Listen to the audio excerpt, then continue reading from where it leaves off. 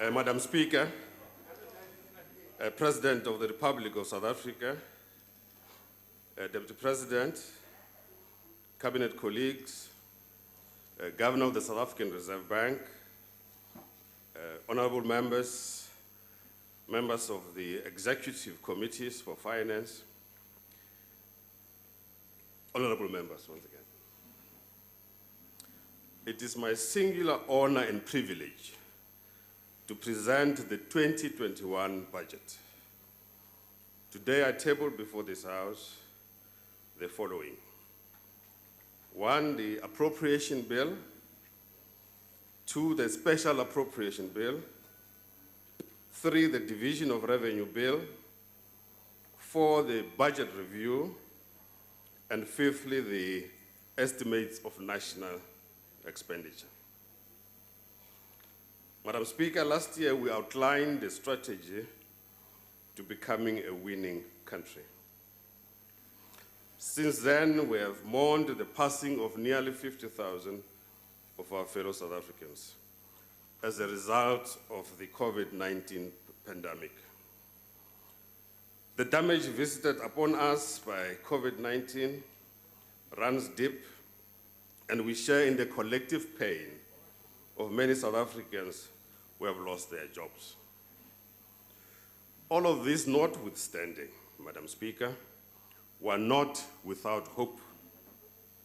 Our national icon, the Nobel laureate Archbishop Desmond Tutu, reminded us that, and I quote, "Hope is being able to see that there is light despite all of the darkness," unquote. He observed that sometimes we forget that just beyond the clouds, the sun is shining. The brave and fearless sacrifices of our frontline workers continue to save thousands of lives. We salute all our health care and essential service workers who remain standing at the front line of our struggle against COVID-19. We also salute the many South Africans who rallied to help others to survive. I must include amongst the frontline workers that we normally forget, these are the military medical services. These acts of human solidarity and sacrifice reflect a patriotic spirit that runs in our veins and inspires us. The President would have said, this is in our DNA. No, it's much better English, I suppose. Often we speak about how we must leave this earth much better than what we found, so that the future generations can enjoy a better world. Today, I want to leave all of us hopeful and outline how we will leave this economy in a better shape for those who come after us. Under the leadership of our President, we have crafted a fiscal framework that extends support to the economy and public health services in the short term, while ensuring the sustainability of our public finances in the medium term. This is our first reason for hope. The fiscal framework we table today entails the following. The main budget revenue is projected to be 1.35 trillion rand, or 25.3% as a share of gross domestic product in 2021. This rises to 1.52 trillion rand in the outer year being 2023-24, of the medium-term expenditure framework. When we were writing these numbers, Mr. President, 1.52 trillion, I was tempted to ask one member of the House how many zeros are in a trillion, but thought not to do that. At the same time, non-interest spending will remain steady at approximately 1.56 trillion rand over the next 3 years, but will decline as a share of GDP from 29.2% in 2021-22 to 26.2% of GDP in 23-24. I requested tips from the public to help in crafting this budget. Many tips spoke about the limits to increased taxation. Others spoke about the need to cut the number of cabinet ministers, and I told them that was above my pay cut. It's above my pay level. That's not mine. We agree that tax increases must be kept to a minimum. And therefore, General Kruneval, there's no need for a tax revolt. We have chosen not to introduce the 40 billion rand in tax measures initially proposed in the October medium-term budget policy statement. I'll explain why later. With this framework, we provide the budget for South Africa's vaccination campaign. This campaign allows us to emerge from the restrictions that we have experienced to economic activity. So the restrictions were meant to help us fight against COVID. And now, as we gradually fight this, introducing vaccines, we should be able to return in time to full economic activity. We are allocating more than 10 billion rand for the purchase and delivery of vaccines over the next 2 years. But we do not stop there. We are increasing the contingency reserve from 5 billion to 12 billion to make provision for any further purchases of vaccines and to cater for any other emergencies. With this framework, we are on track to achieve our goal of closing the main budget primary deficits. We shall achieve a primary surplus on the main budget in 2024-25. This will be an important achievement and will coincide with the end of this sixth parliament. Most importantly, we will stabilize government debt at 88.9% of GDP in 2025-26, and the ratio will decline further thereafter. This is a significant commitment and improvement to the framework as compared to what we presented in October last year, and creates a sound platform for sustainable growth. I thought you would clap because it says this is a significant improvement to the framework that we presented in October last year and creates a sound platform for sustainable growth. Total consolidated spending amounts to 2 trillion rand each year over the medium term, the majority of which goes to social services, about 56%. So when people talk about austerity this, austerity that, you can't. It's not supported by empirical evidence. Honorable members, getting our fiscal house in order is the biggest contribution we can make to support our economic reconstruction and recovery plan. Continuing on the path of fiscal consolidation during these economic times was a difficult decision. But we're here precisely because we want to make difficult decisions. If you want to make easy decisions, go swimming. However, on this, we are resolute. we remain adamant that fiscal prudence is the best way forward. We cannot allow our economy to have feet of clay. High government debt levels increase the cost of borrowing across the economy. The rising debt levels lead to higher future taxation and uncertainty.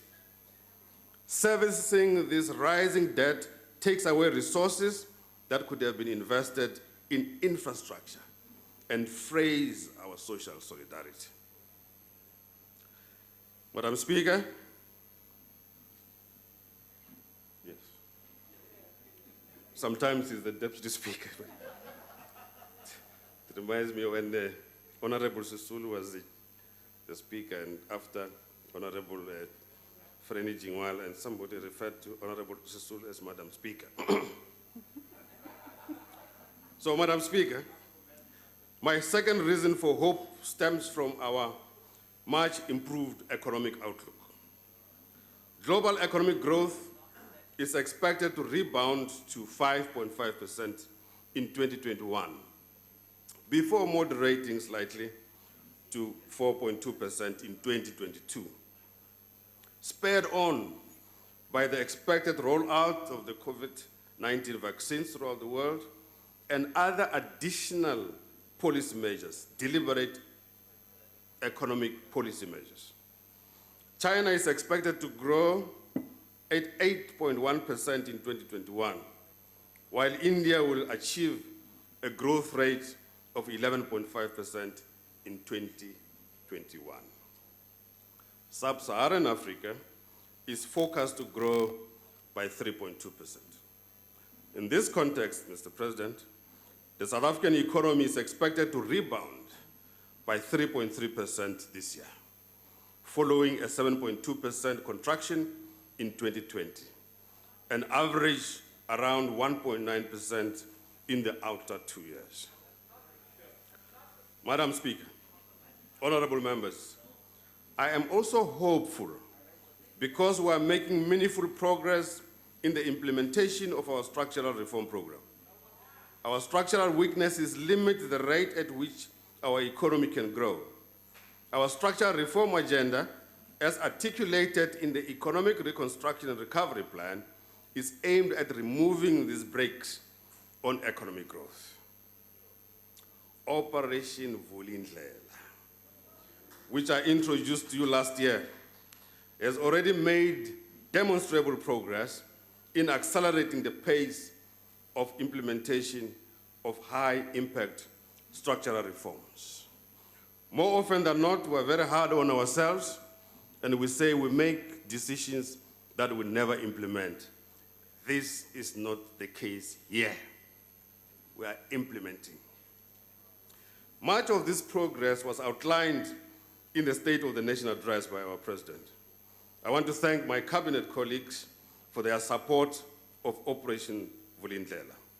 And I assure members that Deputy Minister Dr. David Masondo and the team from the Presidency and the National Treasury remain hard at work together with the relevant departments to ensure the continued implementation of the remaining reforms as outlined. We will not rest until we have fundamentally altered the structure of this economy by lowering barriers to entry, broadening ownership patterns, which some people don't want to talk about, raising productivity, and lowering the cost of doing business. Honorable members, we face many challenges as a developing country. We are confronting these challenges head-on. Our country has a network of highways and byways, which are the envy of many around the world. The mighty N1 that starts just here in Cape Town to Beitbridge, the scenic R71 that meanders through the misty mountains of Mahobaslof and delivers us to the Kruger National Park, and the expansive N4 that stretches from Botswana across our country into Mozambique. They are part of the lifeblood of the regional economy. Our great dams, bridges, and railway lines have supported our economy for decades. However, much of this infrastructure now needs to be repaired. Government is committed to a 791.2 billion rand in infrastructure investment. We are already partnering with the private sector and other players to roll out infrastructure through initiatives such as the blended finance system. However, all these efforts to expand infrastructure will be wasted if the end user does not pay a cost-reflective tariff for usage. Let me repeat. However, all these efforts to expand infrastructure will be wasted if the end user does not pay a cost-effective tariff for use. Therefore, the principle of the user pays is very important, and I would like to repeat it in this House. The other thing, Honorable President, the other thing is a tendency amongst us, or some amongst us, to destroy infrastructure. We build today, somebody bans tomorrow. We build a police station, they ban it, tomorrow they demonstrate that they need a police station. Doesn't make sense. And therefore, we cannot do this anymore. We have to confront head-on the culture of the destruction of our own infrastructure and introduce a new mentality of asset management. The communities must own these assets and protect and defend them. Madam Speaker, my fourth reason for hope is that this budget explicitly supports economic transformation and job creation. Our 6.2 trillion spending envelope over the medium-term expenditure framework gives expression to the economic reconstruction and recovery program. Now, this, once again, I must say, is not an austerity budget. And I must emphasize this, particularly for those in the democratic movement. This is not an austerity budget. This is not an austerity. An austerity budget, as explained by one honorable member here, would be a situation where we're now closing social grants, we're now closing schools, we are now no longer spending on anything, that we cut old age pension and everything else, like you saw in Greece. That's austerity. This one, icon. Our fastest growing area of spending is our investment in the future capital payments progress. Now, the Minister of the Department of Public Service and Administration, Minister Celso Mkunu, is working with our partners in organized labor to achieve a fair public sector compensation dispensation when negotiations resume on a new multi-year wage settlement later this year. I know there are some who, when they are not aware that conversations are taking place, they say that we are lying when we say conversations are taking place. When you're not aware, it doesn't mean it's not happening. We have cumulatively made 83.2 billion available for the public employment program since the 2020 special adjustment budget. We are now augmenting this by 11 billion rand for the Presidential Youth Employment Initiative, taking the total funding for employment creation to nearly 100 billion. When the president spoke about 100 billion, people said the president was dreaming, but it's a good dream because it's being realized now. The key issue, just proceed and get the wheels going. Government plans to finalize 1,409 restitution claims at a cost of 9.3 billion over the next 3 years to achieve redress and equitable access to land. Within this context, the Department of Agriculture, Land Reform and Rural Development will set aside 896.7 million for post-settlement support. This will include the recruitment of approximately 10,000 experienced extension officers. The reason why I say experienced, so you don't hire somebody immediately from high school as an extension officer, because then they arrive at the Ramaphosa farm to help, but they expect him to teach them. So it can't work like that. You have to know what is farming. So when you go to Minister Mantashe to advise him, don't expect him to advise you how to grow sheep. You should be able to advise him how to make good. So we emphasize the experience in the extension workers. A total MTEF allocation of 7 billion is being made available to the Land Bank. This allocation will help to resolve the bank's current default and re-establish the development and transformation mandate. This amount will not affect the expenditure ceiling, but will be offset through other budgetary processes, as will be the case with all other state-owned enterprises. The Department of Small Business Development has allocated 4 billion rand over the medium term to support township and rural enterprises. The Department of Tourism has reprioritized 540 million rand over the medium term to establish the Tourism Equity Fund as one of the measures to support the tourism sector in our country. The fund will acquire equity stakes in existing tourism enterprises, support the expansion of operations, and the development of new operations. This is a model that I like. Equity ownership, not just gifts. This I like. I have by now outlined a few of the reasons we have to be hopeful, but also acknowledge that much work remains to be done. And it's part of the work that still needs to be done. Honorable members, an incorrect notion has developed that says that the government is swimming in cash. An incorrect notion has taken hold that government is swimming in cash. Certainly,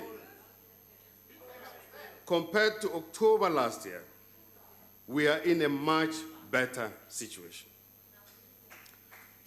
But our assessment from the supplementary budget time in June last year still stands. Our public finances are dangerously overstretched. Our borrowing requirement will remain well above 500 billion rand in each year of the medium term, despite the modest improvements in our fiscal position. Consequently, gross loan debt,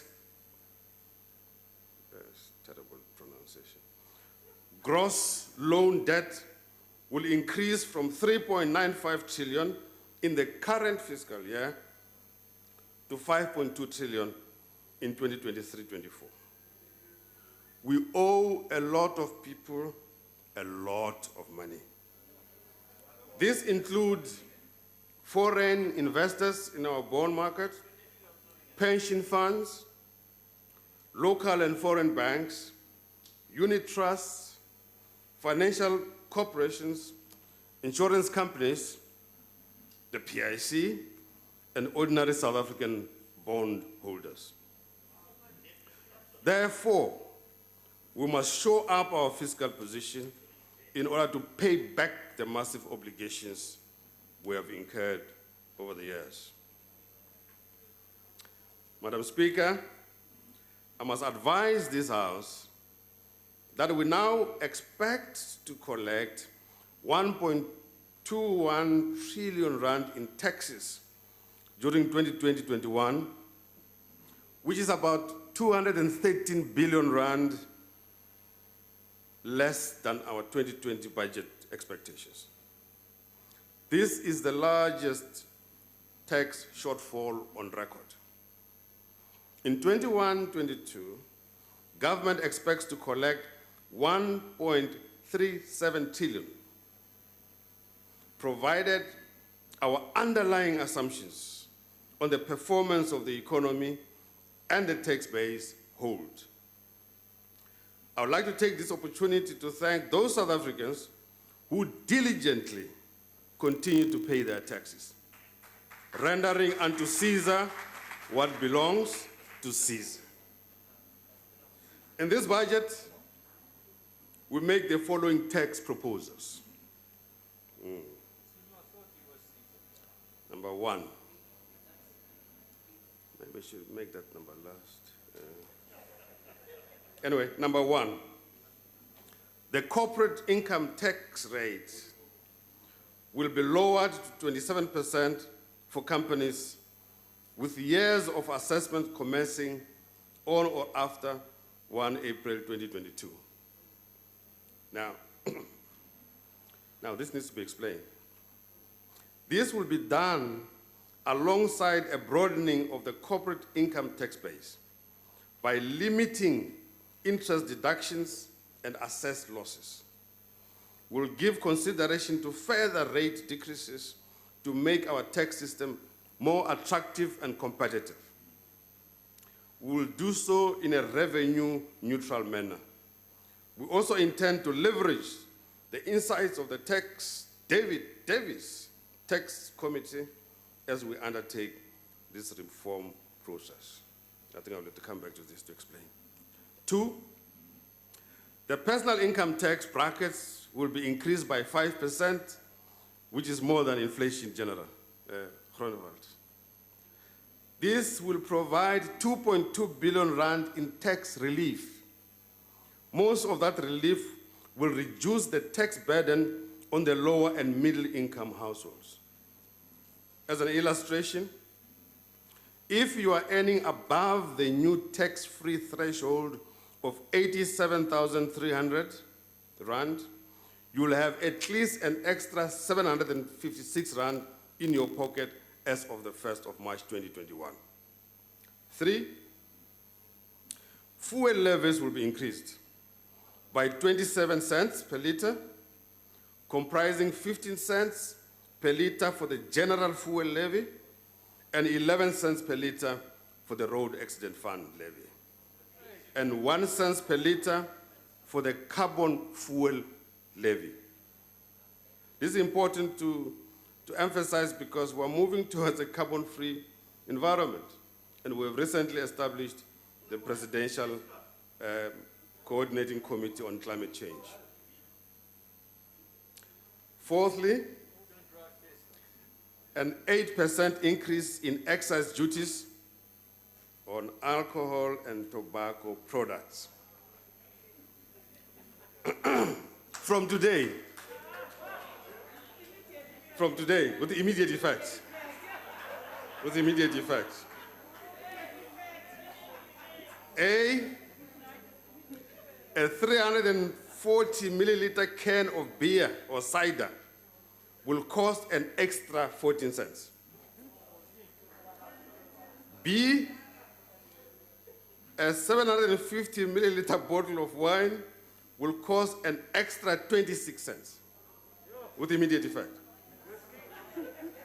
C, a 750 milliliter bottle of sparkling wine, an extra 86 cents. Next, a bottle of 750 milliliter spirits, including whiskey, gin or vodka, will increase by 5.50 rand.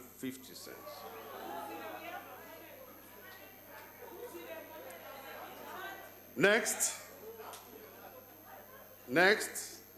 a packet of 20 cigarettes will be an extra R1.39.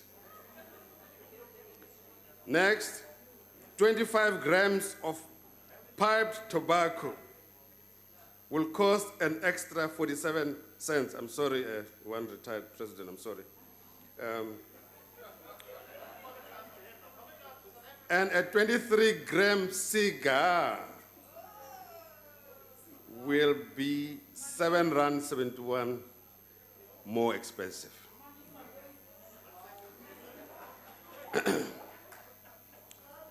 There is no increase in the price of traditional beer.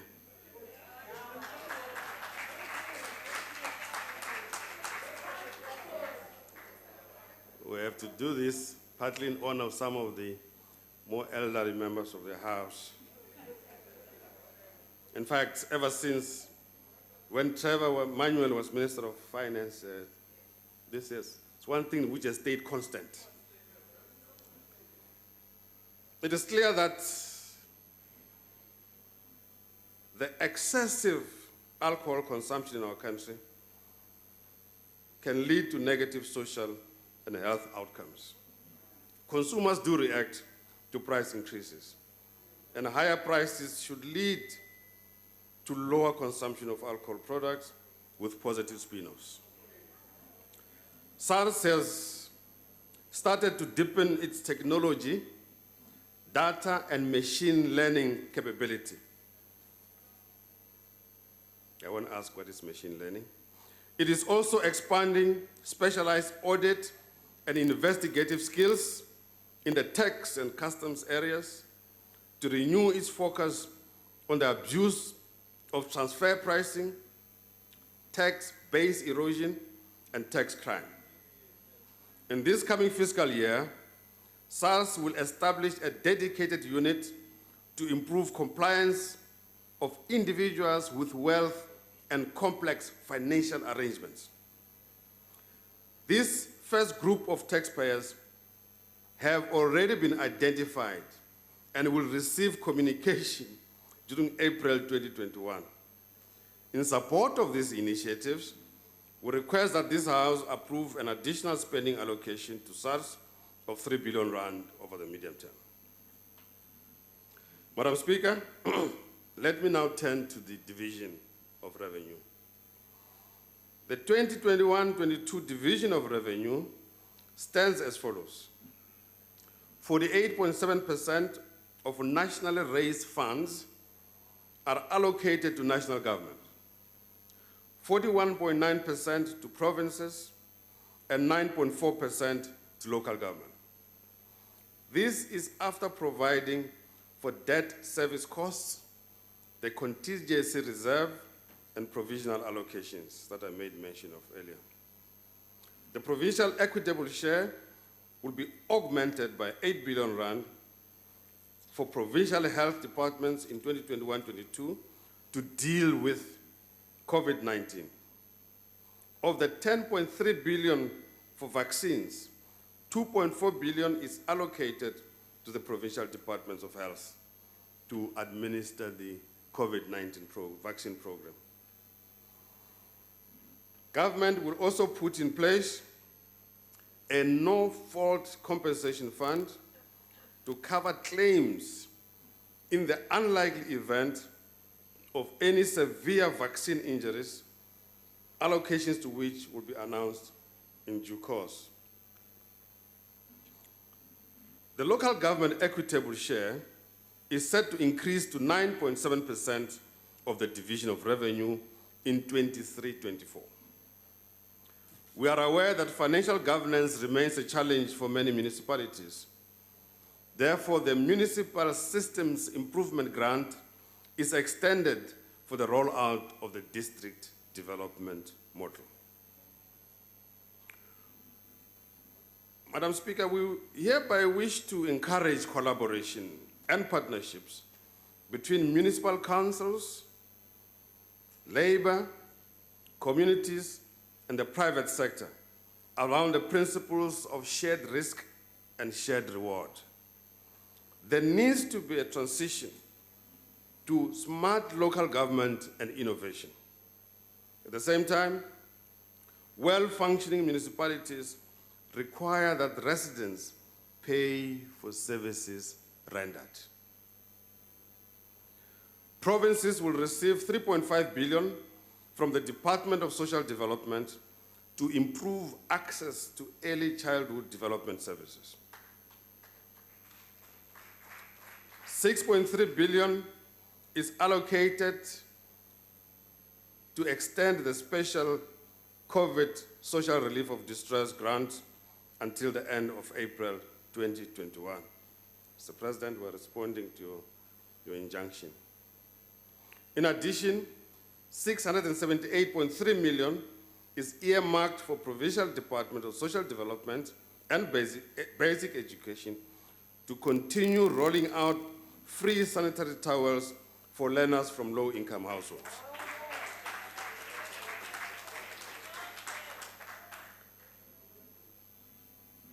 Now, the regular social assistance grants are adjusted upwards. The old age disability care dependency grants are increased to 1,890 rand. The increase for war veterans grant to 1,910 rand. An increase in child support grant goes up to 460 rand. An increase for foster care grant increases to 1,050 rand. Government remains committed to ensuring that deserving students are supported through higher education.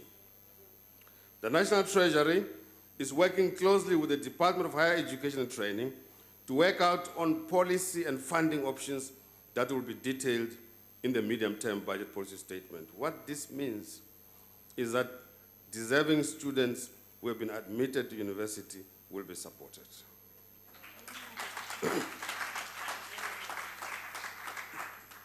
The budget that we table here today, Madam Speaker, takes seriously our commitment to the continent of which we are part.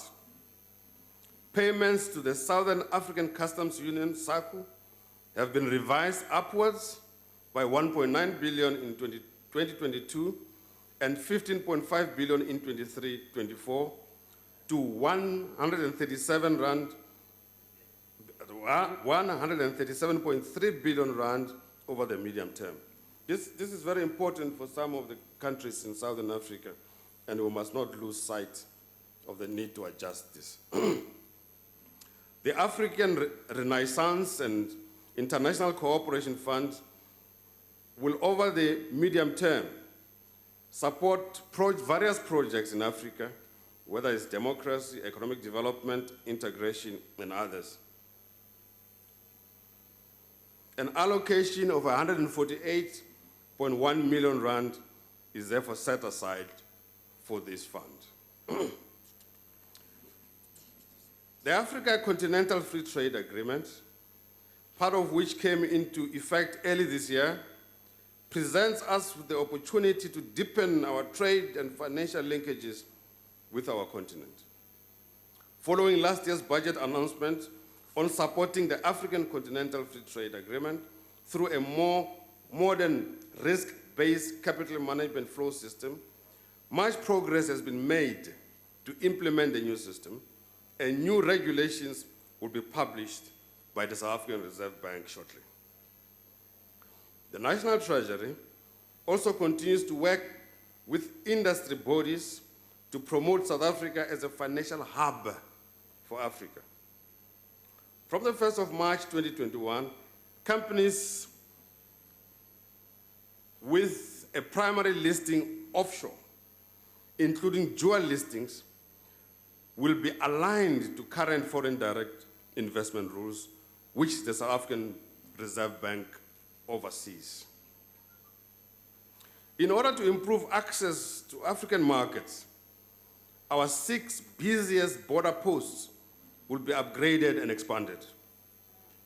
This will significantly improve our infrastructure investments using the PPP model. public-private partnerships. Starting with Beitbridge, which was built in 1929 and was last upgraded in 1995. These one-stop border posts will harmonize the crossing of borders by people and goods, eliminating the dreadful sins that we have witnessed recently. But I need to emphasize the public-private partnership model. Though we face many difficulties, we must not lose sight of our place in the world, as well as our potential and responsibilities. 25 years ago, on the 8th of May 1996, on the occasion of the adoption of the South African Constitution, former President Thabo Mbeki delivered his seminal African address from this podium. President Mbeki reminded us that there are moments in time when we must define what we want to be. And I quote, "Together with the best in the world, we too are prone to pettiness, petulance, selfishness, and short-sightedness. But it seems to have happened that we looked at ourselves and said the time had come that we make a superhuman effort to be other than human, to respond to the call to create for ourselves a glorious future, to remind ourselves of the Latin saying, gloria est consequenda, glory must be sought." Honorable members, our fiscal path requires that we better leverage government status as the largest purchaser of goods and services in the country. Finalization of the procurement bill is therefore urgent. The National Treasury is fast-tracking the process of this bill. This bill addresses fragmentation in the procurement legislation. We aim to table this reform before Cabinet as soon as possible. Many of the tips that I received spoke of the importance of zero-based budgeting. The National Treasury is finalizing the framework to implement zero-based budgeting across the government system. This will be done through spending reviews, which have been used internationally to achieve spending efficiencies. These reviews are already underway and will shape this framework. The Department of Public Enterprises and the National Treasury will be the first to pilot a new budgeting methodology. The intention is to produce significantly recosted budgets from 22-23. The Department of Justice and Constitutional Development, Madam Speaker, is allocated a further 1.8 billion to improve business processes. This allocation will support our brave law enforcement agents in the fight against crime and corruption. We're bringing the long arm of the law into the digital age through the Justice Modernization Program. The South African Revenue Service, South African Reserve Bank, and the Financial Intelligence Center are working jointly on combating criminal and illicit cross-border activities through an inter-agency working group. This group has completed 117 investigations and found 2.7 billion rand for our fiscals. In other words, they've recovered. Customs and excise operations are reducing the illicit movement of goods across borders, assisted by specialized cargo scanners, resulting in 3,393 seizures valued at 1.5 billion for the fiscal year to January. We announced in the medium-term budget policy statement the historic agreement with all NEDLEC constituencies for the annuitization of provident funds. This will enable all workers to continue to enjoy tax deductions on their contributions. The NEDLAC constituencies also agreed to accelerate the introduction of auto-enrollment for all employed workers and the establishment of a fund to cater for workers currently excluded from pension coverage as an urgent intervention towards a comprehensive social security system. I can announce once again that annuitization for provident funds takes effect from the 1st of March 2021. And provident fund members will continue to enjoy a tax deduction on their contribution.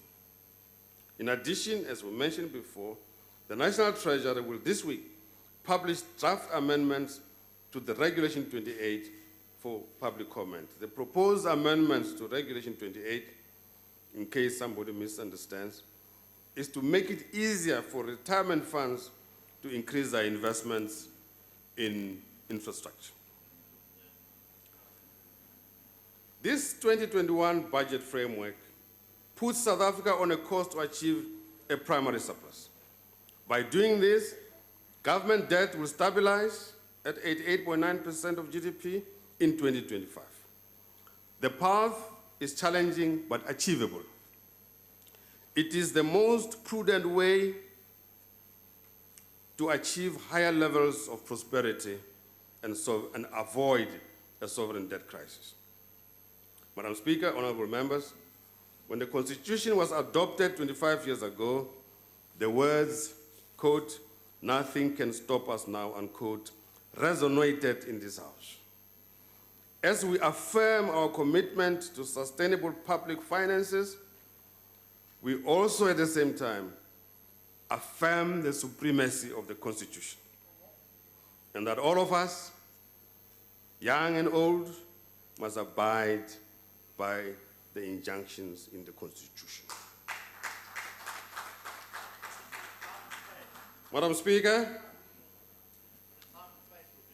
I would like to thank the President of the Republic of South Africa and the Deputy President for their courageous leadership during these testing times. A word of appreciation to the Deputy Minister of Finance, Dr. David Masondo. Thanks to the Director General of the National Treasury, the hard-working Dondo Muhajan, and his dedicated team at the National Treasury.